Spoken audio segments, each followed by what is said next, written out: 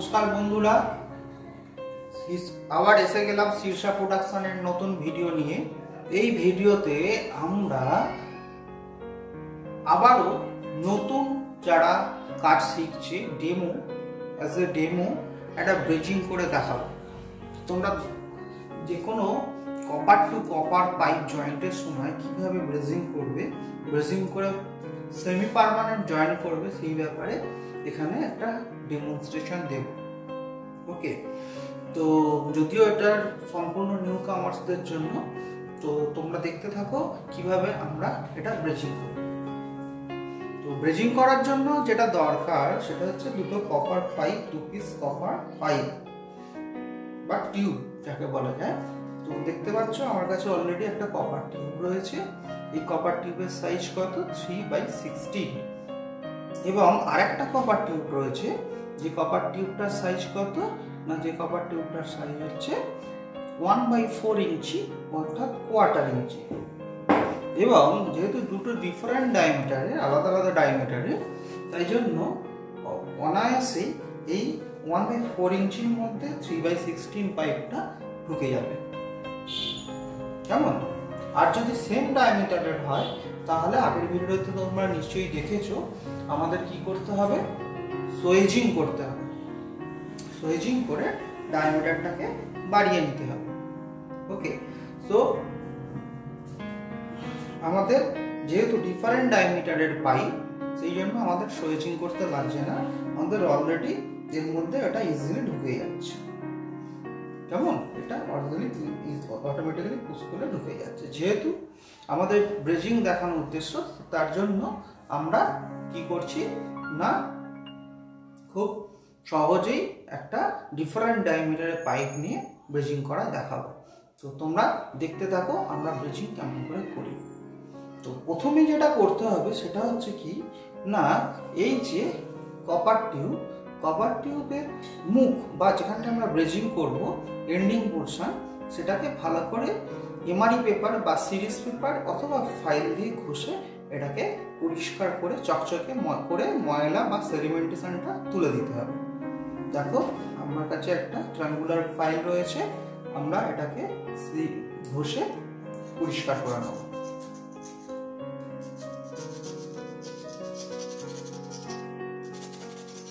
এটা সিরিজ বা এমআরই পেপারের মাধ্যমেও করতে পারো।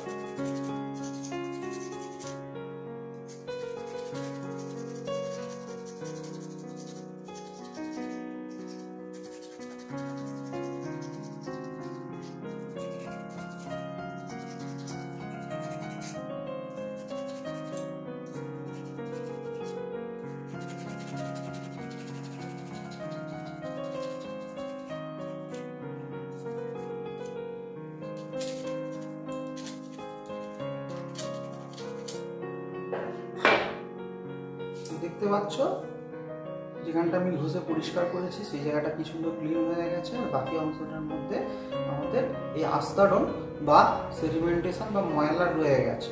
সুতরাং ব্রিজিং করার আগে একদম ঘষে পরিষ্কার করে এই জায়গাটা থেকে সেডিমেন্টেশন তুলে ফেলতে হবে। নেক্সট আমরা যেটা করবো, যা পোর্শন, যে জায়গাটা করে আমরা ব্রিজিং করছি সেই জায়গাটা করেও আমরা একটু ঘষে নেবো, যাতে ব্রিজিং স্টিকটা খুব সুন্দরভাবে লাগে।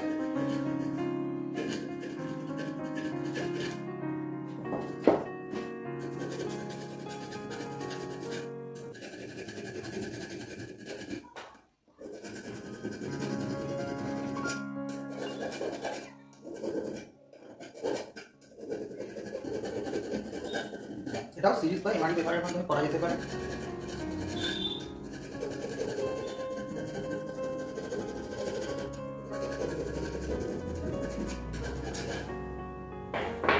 মোটামুটি কিছুটা আমরা ঘষে ফেলেছি, দেখতেই পাচ্ছ এর মুখটা পরিষ্কার হয়ে গেছে। এরপর আমরা একটা চেয়ার পজিশনে এটাকে আমি বসালাম, দেখতে পাচ্ছ নিশ্চয়ই। এবং এর যে ঘষা অংশটা অন্য পাইপের, সেটা এর মধ্যে আমি এটাকে খুব সুন্দরভাবে ঢুকিয়ে দিলাম। এবং সবসময় মনে রাখবে, সোয়েজিং অথবা যতখানি ডায়ামিটার তার থেকে 3 মিলিমিটার অ্যাড করে যতখানি এন্ডিং থাকে সেইটুকুনি পোর্শন এর মধ্যে ঢোকাবে, মানে জাস্ট এতখানি পোর্শন ঢোকালেই আমরা চলে যাবে। বেশি ঢুকিয়ে পড়লে আবার প্রবলেম আছে। তো এবার দেখতে পাচ্ছ নিশ্চয়ই এখান পর্যন্ত আমি এর মধ্যে ঢুকিয়ে দিলাম। ওকে, এরপর আমার ব্রিজিং করার জন্য কি কি জিনিস লাগছে, একটা ব্রিজিং স্টিক দেখতে পাচ্ছ, ব্রিজিং স্টিক, কেমন, আর কি রয়েছে ব্রিজিং টুলস বা ব্রিজিং নজেল বা গ্যাস বাতি, কেমন, এটা আমরা এখানে ব্রিজিং করব। আর কি থাকছে, আমার প্রয়োজন পড়তেও পারে নাও পারে, সেটা হচ্ছে ফ্লাক্স। আমরা ফ্লাক্স ইউজ করতে পারি নাও করতে পারি, কেমন। এরপর আমার ব্রিজিং নজেল যেটা রয়েছে সেই ব্রিজিং নজেলটাকে আমি রেডি করলাম এবং আগুন ধরানোর আগে দেখে নেব এর যে অ্যাঙ্গেল বা পজিশনটা ঠিক আছে কিনা। নিশ্চয়ই দেখতে পাচ্ছ, আমি একবার দেখে নিচ্ছি। এরপর আমার কাছে লাইটার রয়েছে, লাইটারের মাধ্যমে এটাকে অল্প খুলে এবং এটা আগুন ধরিয়ে ফেলব। দেখো নিশ্চয়ই দেখতে পাচ্ছ এটা জ্বলছে। এইবার আমি কি করব না, ঠিক জয়েন্ট যে জায়গাটা সেই জয়েন্টের জায়গাটা করে হিট দিতে হবে। এবং তার আগে আমার কাজের সুবিধার জন্য আমার কাছে যে স্টিকটা রয়েছে এটাকে অল্প আমি হিট দিয়ে নিচ্ছি।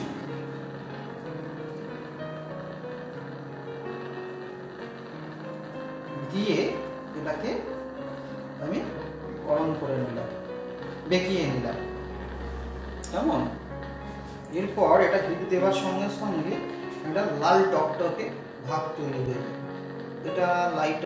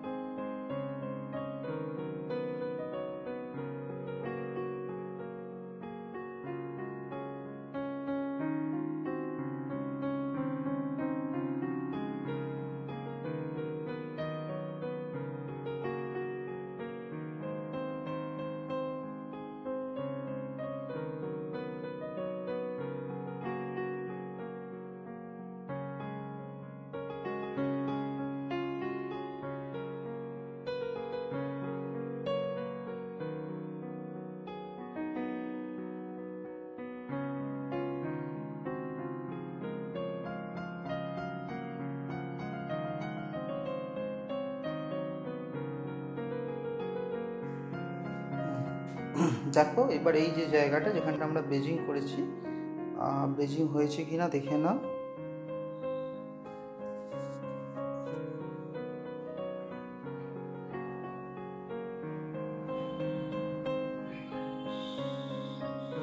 এই জায়গাটা করে আমাদের ব্রিজিং কমপ্লিট হয়ে গেছে।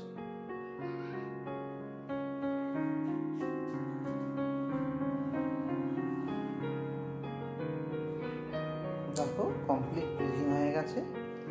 এইভাবে আমরা পাইপের সঙ্গে পাইপ জয়েন করতে পারি, কিন্তু একটা জিনিস মাথায় রাখতে হবে যে সঙ্গে সঙ্গে এটাতে হাত দেবে না। এটা প্রায় 600 থেকে 700 ডিগ্রি সেলসিয়াসে গরম হয়ে থাকে, সেই জন্য ছ্যাঁকা লেগে যাওয়ার চান্স থাকে এবং সঙ্গে সঙ্গে জল দেওয়া ঠিক না। ওকে, তো এইভাবে আমাদের ব্রিজিং হয়েছে। ওকে, তো আশা করি কিছুটা শিখতে পারলে। আবার দেখা হবে নেক্সট ভিডিও।